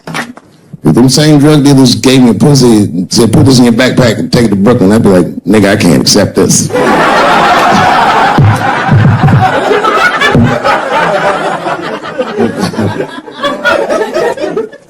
I empathize, man, you know. Everybody gets mad because I say these jokes. But you understand that this is the best time to say them. More now than ever. And I know there's some comedians in the back. Motherfucker, you have a responsibility to speak recklessly. Otherwise. New York Times said that Louis C.K. jizzed on his own stomach. You know, I've busted a lot of nuts in my day. None of them were newsworthy. Shit was really gross, because they didn't just say it like I said it. They didn't just say jizz on the stomach. They said it in that fucking Pulitzer Prize winning style that the New York Times has. It was very descriptive, like, you know what I mean?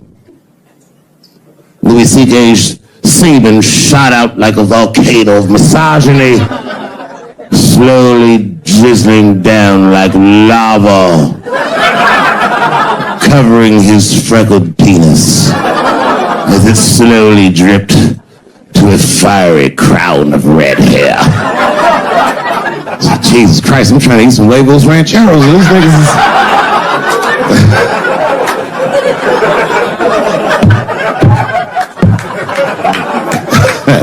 And you know, the tough part, being a comedian, knowing the motherfuckers, everybody comes up to me like, did you know? Did you know what Louis was doing? No, bitch, I did not know. The fuck you think we talk about at the comedy club? Hey, nigga, how was the weekend? Great, man. I was just jerking off in faces and coming on my own stomach, having a good time. You know how this business is. No, I didn't know. They act like we sit around like Grease. Tell me more, that you put up a fight. Dun, dun, dun, dun, dun, dun, dun, dun, dun, dun. Sorry, I don't know the choreography, but you get the point. You get the point. She was intense. But Louis was like the turning point. I mean, you know, all these allegations are terrible. Louis was the only... I shouldn't say this, but fuck it. His allegation was the only one that made me, like, laugh. If you think about it, all his friends reading it, and he's jerking off, and he's surprising people. He's surprising me.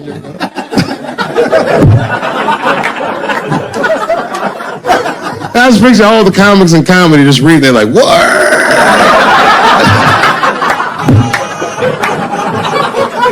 It's terrible. I know it's terrible. I'm sorry, ladies. You're right. You are right. But at the same time, I mean, you know what I mean? I don't know. Jesus Christ, they took everything from Louis. I was like, it might be disproportionate. I can't tell. This is like where it's hard to be a man. One lady said, Louis C.K. masturbating in front of me. ruined my comedy dreams. Word? Well, then I dare say, madam, you may have never had a dream. Come on, man, that's a brittle spirit. That is a brittle-ass spirit, nigga. That shit is too much. This is a grown-ass woman. You know what this shit is like? It's like COINTELPRO. You know what that is? It's a program that the FBI had on the J. Edgar Hoover. In this program, one of the many things they did was they would track the sexual habits of anyone they considered an enemy of the state. It was a lip button. That's why they got all these fucking sex tapes with Martin Luther King fucking bitches. But lucky for us, he actually had a dream. You think if Louis C.K. jerked off in front of Dr. King, he'd be like, I can't continue this movement. I'm sorry, but the freedom of black people must be stopped. I didn't know this nigga was gonna pull his dick out and jerk off like this. I just thought we were gonna get a couple of drinks and chill. Show business is just harder than that. Them women sound like, I hate to say it, they sound weak. I know it sounds fucked up, I'm not supposed to say that, but one of these ladies was like, Louis C.K. was masturbating while I was on the phone with him. Bitch, you don't know how to hang a phone?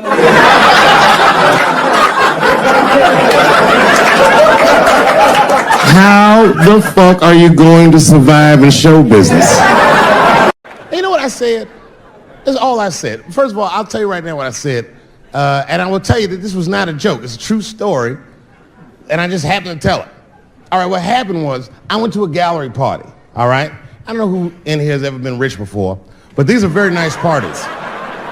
You know, wine and cheese and ball of conversation. And there was a few eccentric types, one of which was a very wealthy man that happened to be wearing a dress. I don't know what you call him, man. This is a tranny or a drag queen, perhaps. Whatever it was definitely a man. And this man was definitely on drugs. I don't know what kind of drugs he's on, but I knew he had too much. He didn't look good. It's like this, he's like, he looked sick. And all his friends were standing around him, concerned, trying to revive him. I don't know what, it looked like some kind of gay CPR. There was fanning and shit.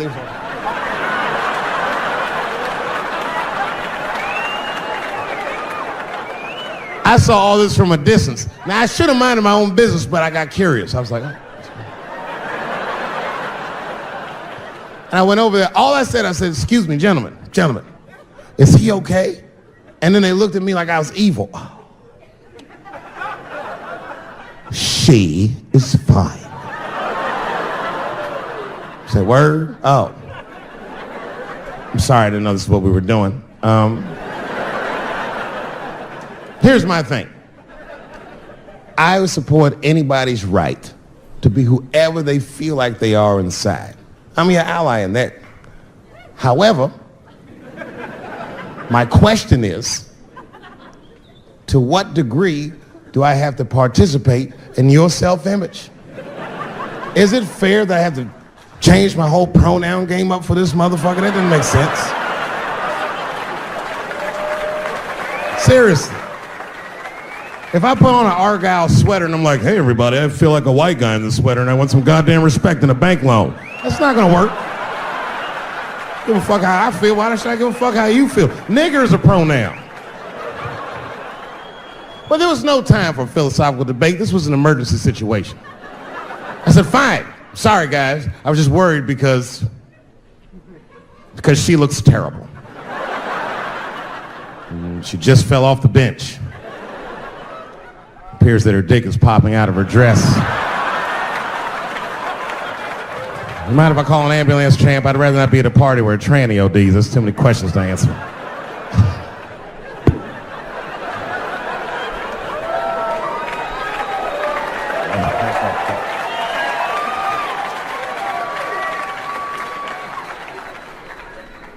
Okay, I've been through this before. I had a friend from high school. Now, in high school, this guy was a thug, right? He was a fucking dope boy. He did it all. He's a wild dude. People used to be very scared of him. And then after high school, word on the street was he'd come out the closet. I personally didn't believe it. I bring him up because last year, he calls me out of the blue like, yo, what's up, man? I got your number from so-and-so, and I heard you're going to be in New York doing a show. Could I get some tickets? I was like, fuck yeah, get some tickets, man. How you been? He said, well, we'll catch up at the show, man, but yo, I appreciate it. I'll see you soon. I said, all right, man, take care. And I was about to hang up, and I couldn't resist. I was just like, hey, nigga, I heard you was gay. What's going on with that?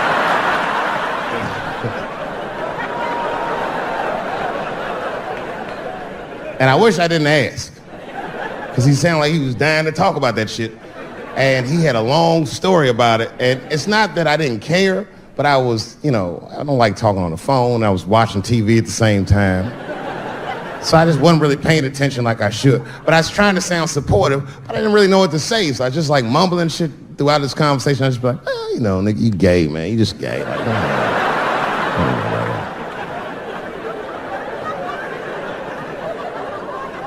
This went on for a while, and then finally I had to say something like definitive to get him off the phone.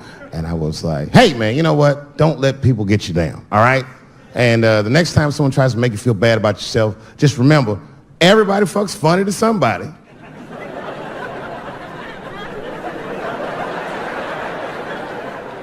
He didn't like that shit. He's like, what the fuck does that mean? I said, huh? He said, you saying I fuck funny, motherfucker? I said, no, that's not what I'm saying. I'm saying everybody's different. He said, you ain't say different, nigga. You said funny. What's so fucking funny about the way I fuck? And I said, hey, man, I fuck feet. He said, what? Oh, this is not a joke, ladies and gentlemen. I get women to squeeze their feet together like this, and I fuck them right in that little space in their feet. But you can't build a community behind that shit. There's no flag for us. That shit made him laugh. And the next day, after the show, I saw him backstage. He was like, yo, what's up, man? I'm like, oh, shit, what's going on? And he had his buddy with him. He goes, Dave, I want you to meet Manuel. Manuel's my fiance. We're in New York getting married because it's legal here. I said, well, congratulations, fellas. And Manuel was like, gracias. And he went to go get some drinks. And then my buddy looked at me, he was like, so Dave, what do you think? And I started mumbling again. You gay, nigga, you just gay. He said, yeah, I'm a little nervous about getting married, man. It's a big step. I said, yeah, it is. It's a big step. He said, well, you've been married for a while. You got any advice for us? No, I'm married to a woman. Sorry about that. And they corrected me. He said, no, you married the person that you love. So it's essentially the same. I said, man, the problem with that statement is that it makes the assumption that I love her. But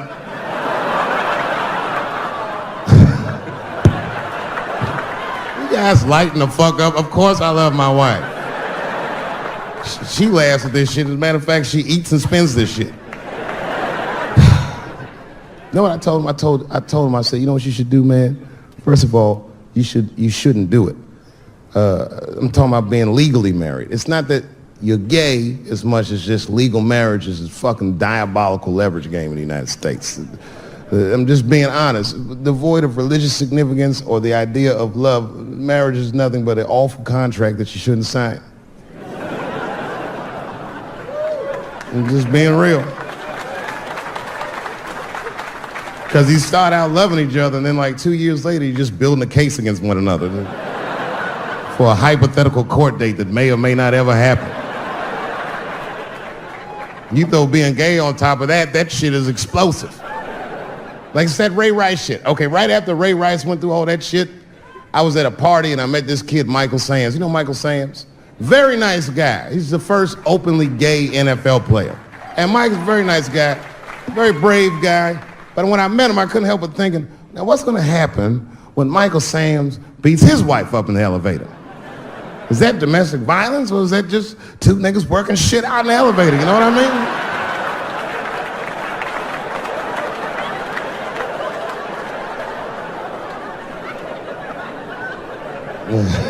mean? Anyway, I give all married men the same advice, gay or straight. Get a dog. His dog will love you all the time, but she's not going to. Just real talk. I didn't even know about dogs, and my kids got the dog. They brought him home from the shelter, and I didn't even want him. They were like, "Can we keep him?" I said, "Nope." I said, "Where'd you even get this dog?" They're like, "We got him from the shelter." I was like, "Ew. Probably something wrong with him. You can't keep him." And then my kids started crying and screaming like the dog had gambling debts. "Please, Dad, if you don't let us keep him, they're gonna kill him." I was like, "Oh. All right, you can keep him." And this dog was a menace. I hated his guts. Then one night I'd smoked a bunch of weed and I was eating a sandwich and Baba came over. Baba's the dog. He came over and was staring at me. This will make you very uncomfortable if you're just looking at you usually.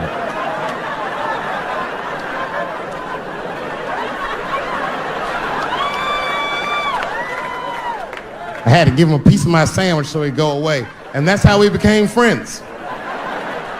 Now, if you see me walking down the street with Baba, I ain't got no leash or nothing. He walks right next to me. If I stop, he'll stop. And if I go, he'll go. And all my friends are like, "Yo, Dave, that shit is dope. How you train Baba to do that shit?"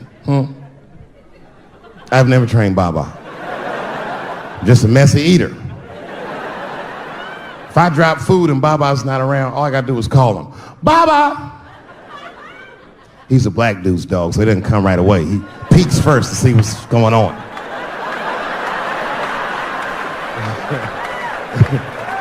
I gotta tap my foot so he can see the food. "Over here, little buddy." And he's like, "Thanks, Dave." He'll come get it and run off. My wife's friend, Stuart, told me that. My wife has a lot of gay friends. Stuart's their leader. She has a lot of gay friends. And I don't like them. Not because they're gay, I'm just judging them on the merits of their character. They're just not nice dudes. They're rude house guests. They're sitting on my couch, giggling with my wife, eating my mother macaroons. And I come in, they act like the party's over. "Hey, Stuart, what's going on?" This guy talks to me the way a cat would speak if a cat could talk. "Hi, David."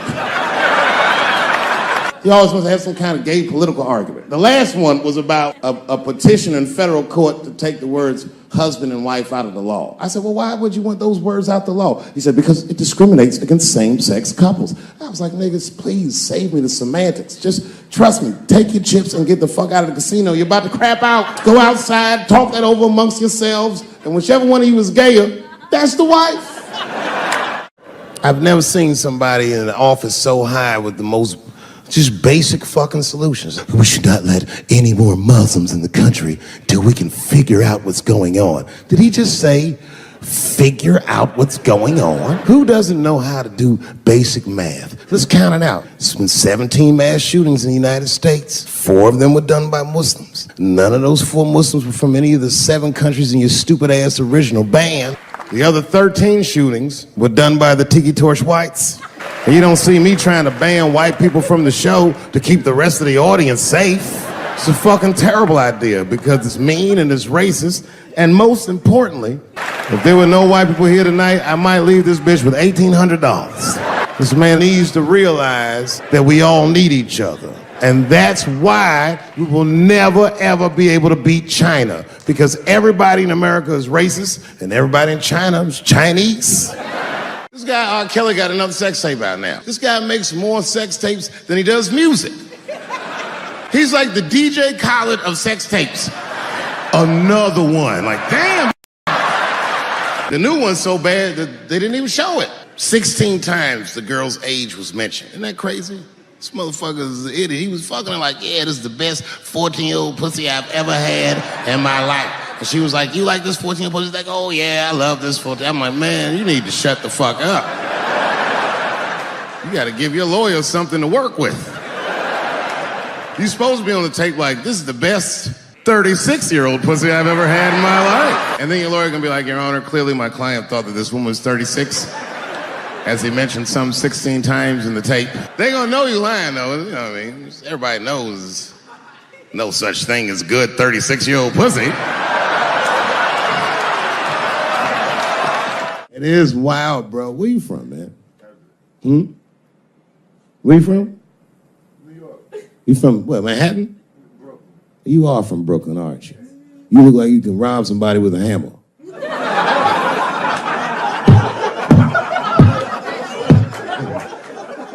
Brooklyn niggas rob you with shit they find around the house. I just got stabbed with a toothbrush. This nigga must be from Brooklyn. I'm fucking around. I think, okay, again, of all those letters, the T has the toughest road ahead. In fact, I think the T should stand for tough road ahead. They've got the longest mental gap to bridge. That's all I'm saying. Because, you know, whenever I see one of them T's on the street, I don't mind them, but I'll be like, man, I miss Bruce. I'm sorry, guys. I'm 42. I remember Bruce Jenner. Before the Kardashians, before all that, this motherfucker was a white American superhero. It was amazing. He was beating Africans at track and field. We'd never seen anything like it. He was on my cereal box growing up. You know how much of that cereal I ate, nigga? I didn't know he was gonna do that. I knew before you guys knew. I heard things on the street in Hollywood. You know, you just be out, see people. Hey, what's up, Kanye? Why the long face? Nigga, you'll see. I got 2 mother-in-laws now. There was a big dance coming up in the middle school. I was 12 years old. I said, Dad, can I go to the dance? He said, of course you can go to the dance. I want you to get out and meet some more kids. I said, great. It costs $3 to get in. And my dad said, ooh, sorry, son, I don't have it. I was like, what the fuck? You don't have $3? Well, then how are we alive, Dad? Dad said, if you want to go to the dance bad enough, I'll tell you what, there's some money in the change jar, get the money from there. I was 12 years old. That's what I did. I showed up to the dance early. There's a long line of kids waiting behind me while I'm at the door trying to count out 300 pennies to get inside.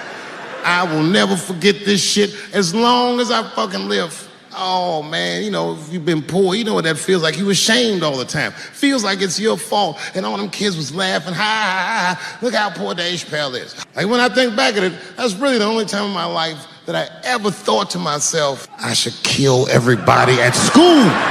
No, this is what I mean. Okay, look, okay, you're an Asian dude. No, I say this with no disrespect, but we're all Americans, right? And we can agree that America has a huge body count all over the world, but nowhere more than Asia. Literally, if you look at history, recently, we have bombed the masculinity out of an entire continent. We dropped 2 atomic bombs on fucking Japan, and they've been drawing Hello Kitty and shit ever since. There's a lot of lady boys in the wake of our bombs, and I know these things because my wife is Asian. She's Filipino. All right, well, okay, so that explains it. Now you know why you see me at all those Filipino events. I'm not there picking up pussy, I'm dropping some off.